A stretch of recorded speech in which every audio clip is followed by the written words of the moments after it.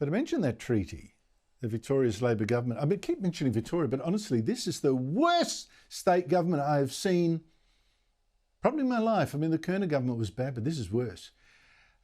That treaty that the Labor government there has just signed last week with the First Peoples Assembly is causing exactly the trouble we've predicted.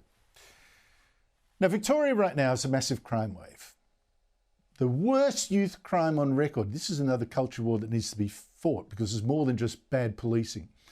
The worst youth crime rate on record. And to deal with it, Labor did a 180-degree turn and said, oh, young offenders should actually face adult sentences for a range of crimes. It's gone from extremely soft to now, oh, let's be really, really tough.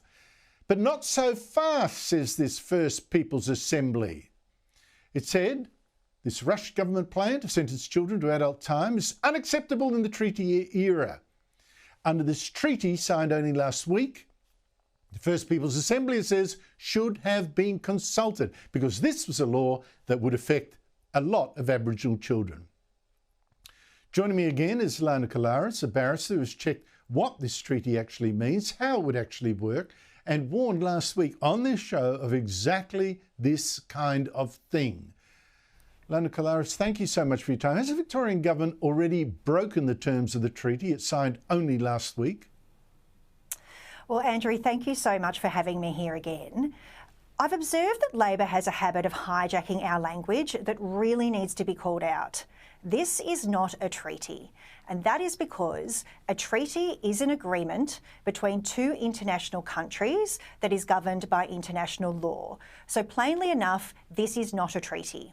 What it is an act of Parliament that has now created a system of co-governance in our state whereby non-Indigenous Victorians are governed by the state of Victoria and Indigenous Victorians are governed by this body called Geelong Wall. This act has completely upended our democracy and our system of governance. By this act, Labor has shattered one of the foundations of our democracy, which is equality before the law, and it has done so in complete contempt of the democratic will of Victorians.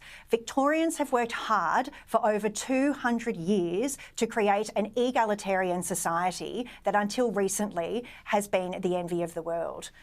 Now, what we're seeing with this announcement by the First Peoples Assembly today is the beginning of a two-tiered justice system. But in my view, Labor, by its announcement in relation to adult time for violent crime, has not breached the Act. And that is because all Labor has done is make an announcement. It has not actually drafted any laws to make Victorians safe. What the Act requires is any time a bill is introduced into Parliament, the Geelong Wall be consulted, and we're not at that point yet.